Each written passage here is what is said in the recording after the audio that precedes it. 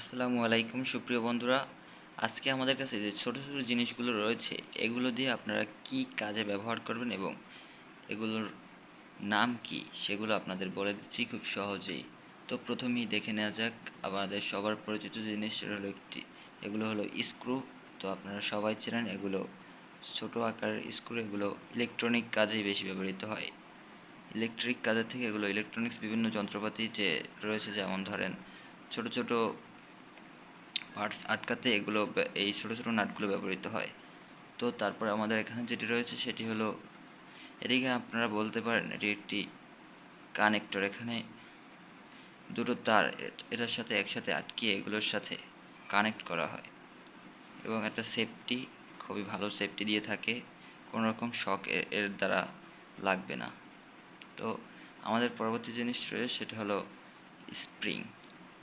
এটা কিন্তু এক ধরনের স্প্রিং, এটা দিয়ে কিন্তু পেন্সিল ব্যাটারির কিন্তু লাইন করা হয় বেশিরভাগ সময়। আপনারা রিমোটের ভিতরে এটা দেখতে পারবেন।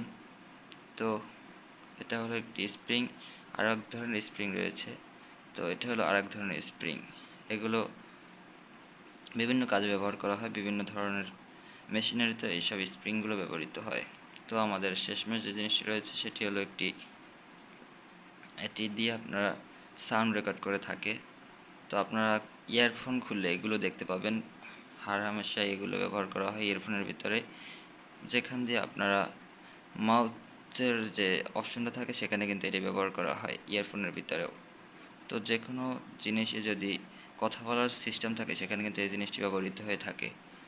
তো খুব সহজেই ছোটো ছোটো জিনিসগুলো আপনারা চিনতে পারলেন, এবং এই জিনিসগুলো ছোট হলেও, অতি ক্ষুদ্র হলেও এগুলো কিন্তু কিছুটা হলেও মূল্যবান। অনেক অনেক ক্ষেত্রে অনেক মূল্যবান এবং দামি হয়ে দাঁড়ায় এই ছোটো ছোটো জিনিসগুলো। তো আপনাদের এই জিনিসগুলো যদি কারোর প্রয়োজন হয় অবশ্যই আমাদের সাথে যোগাযোগ করবেন। জমাদার ইলেকট্রিক বরিশালে লঞ্চঘাটে অবস্থিত। আপনারা যে কোনো ধরনের পণ্য, ইলেকট্রিক এবং ইলেকট্রনিক্স মালামাল যদি লাগে অবশ্যই কমেন্ট করবেন, এবং লঞ্চঘাট আসলেই আপনারা পেয়ে যাবেন আমাদের দোকানটি।